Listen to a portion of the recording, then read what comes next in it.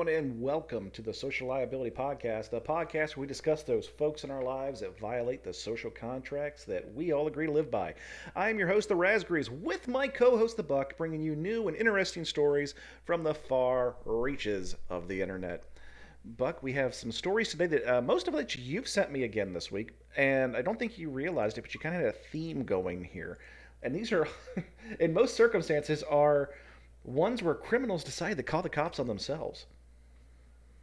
I blame it on a multitude of factors there. Most of it, like 90% being luck. But of the remaining 10%, I'd have to blame my perfectly submitted articles on a irresponsibly timed yet precise tincture of Adderall, coffee, and marijuana. So yeah, let's see what we can pump out here today. Well, we're going to start out with WSOC TV. This is coming from the Associated Press. In Salem, South Carolina, a man was fatally shot on a lake in South Carolina by a boater who helped rescue him from the water. That's an interesting headline. Nathan Drew Morgan, 29, and a woman were in distress in Lake Kiwi on Tuesday, news outlets have reported. They were not wearing life jackets, and their jet ski was doing circles in the water without a driver, according to a news release from the Oconee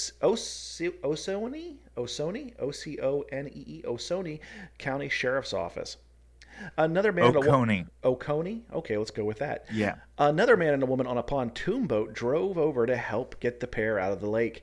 The couple on the boat told authorities Morgan became agitated once he got on board and started assaulting them. Starts attacking the rescuers. Great job, buddy. Investigators were told he may have wanted to get back on the jet ski. They also believe there may have been an argument between Morgan and the woman he was with before they were ejected into the water. The woman who was with Morgan pushed him back into the lake in an attempt to defuse the situation. The couple on the pontoon helped him aboard again, and the man shot him after a second encounter in fear for his wife's safety. Morgan died on the boat from a gunshot wound to the chest. The sheriff's office did not release the name of the woman or who was with him or the man and woman on the boat, citing an ongoing investigation. The 10th Circuit Solicitor's Office will determine whether probable cause exists to file any charges or if this was a case of self-defense. So, they're like in the lake, no life jackets. Their jet ski is going, it's going on its own. And this pontoon boat, the party barge comes up and says, "Come on in the boat, we'll help you." And the guy starts acting a fool, and they get his girl on board. So she shoves his ass back in the lake to shut him up. They help him up again, and he starts making threats. So the captain of the pontoon party barge decides to bore a hole in his chest. Wow. How do you even score something like this? Like they're like I know for a fact. No, I don't know fucking shit for a fact. But let's just face the reality of it. 9 times out of 10 in a circumstance like this, there's something. There's an underlying something that made this man's like what like excluding, being shot in the chest and dying, what wrecked his day prior to this event occurring? Falling off his jet ski for starters. I know, like he must have, like, this is the most historical case of a bad day that I've ever seen in my fucking life. He probably woke up and stubbed his toe on the way to the bathroom, like nothing was right. And I'm actually not, like, I will give this a score of a 2. I know that he died. I'm scoring the guy who died. I actually am. Because you can't score the guy who shot the dude who acted like a fool on his boat. Wait a minute. That's the thing, though. You don't know how much of a fool he was acting like. I mean, Maybe the guy with the gun overreacted. We don't. There's so many unanswered questions in the story that we can't. Yeah, there is. I'm not even gonna score it I don't at even see. That's all. the thing. I don't think we can score any of this. But goddamn, you. I think you did say it correctly. This was the epitome of a bad day. You can. This is the crescendo. I don't think you. There had to be more in this guy's life day, and I'm sure they put onions in his breakfast when he told him no onions. I mean, this is. Yeah, I mean, like of all the karmic black holes that exist in the universe, like what the fuck sucked all his juju into this one? Like I'm telling you, like everything about his day must have fucking sucked. Everything, everything, Right up until the end. No, well, remember I said at very, very beginning, excluding death, like that is the ultimate bad day. You know, regardless of whether it's sunshine and you just discovered the world's first unicorn. If you die, it's the worst day ever. But leading up to that must have been like if this dude made it to tomorrow, he'd have wanted to forget today.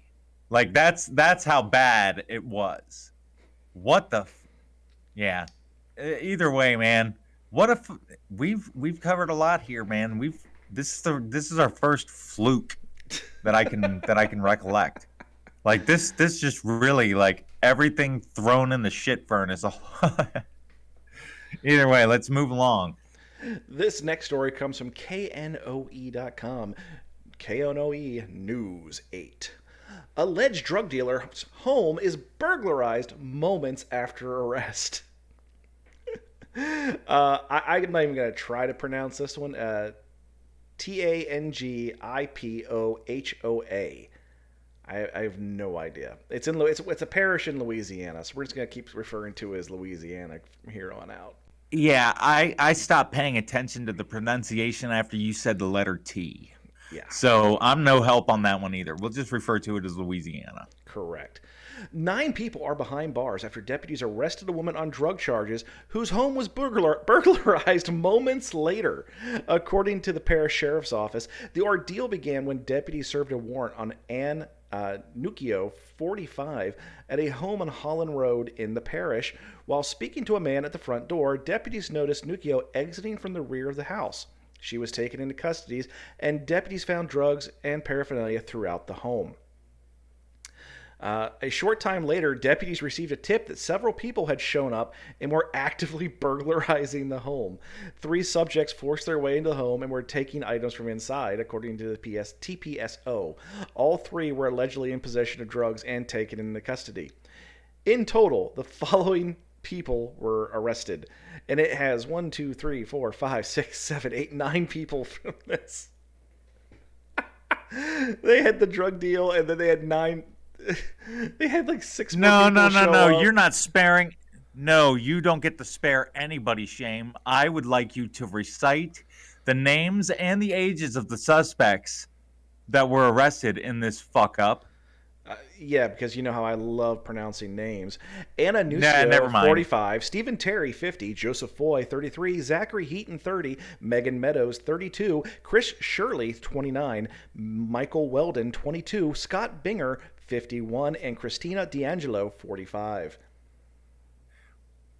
You folks all get a special liability badge. Special. We shout out just to you folks. Dumbasses. So okay. So they have a warrant for her. They see somebody at the house. They see they see the on-view transaction occur. So they didn't even need the warrant at that point, but they had it. So they took her into custody. They searched the residence. They got a bunch of stuff. Took her into custody. Then someone calls them and say, "Hey, in that house you were just at, where you arrest that lady? Yeah, there's people robbing it." So it went out on Jungle Line that this chick got arrested. And they said, "Well, she's got all the good shit in her house. Let's go get it." Yep. And after all the dust clears and the lights go down, we see the sheriff drive away in a Lamborghini. The other possible scenario is that it was a ring, and they were trying to remove evidence from the house before, not realizing the sheriffs had searched it. That's a possibility as well. Just I saying. think that's actually like the second most likely of scenarios. I I think think they're that is the both. second I most think they're likely. both equally as likely. When the drug No, I don't think the sheriff. No, I'm not talking about the sheriff like running away with shit. No, no, no. I'm talking about the first likely one being that these 9 people are a bunch of fucking tweakers just seizing on an opportunity. Like that, I think is the first most likely, and the second most likely would be people trying to cover their asses yeah, yeah. and just getting caught. So in this, But so who do we rate here? Do we do the group as a whole, perhaps? you know what? Since they went the extra mile, and we reciprocated by going the extra mile, listing all 9 of the other folks arrested, we'll just go ahead and make this a full 10, and we'll rate these folks as a group, all 10 of them. We'll throw them into a hat. So what are we gonna give these folks, Raz? What do you think? Nobody was killed. I mean, people conceivably could have OD'd from drugs, but in this one instance, nobody was killed, and conceivably nobody was hurt. So that kind of lowers the score a little bit. As far as we can Mhm. tell, there was no firearms involved, so we're going to score down a little bit. I'm going to give it a 3.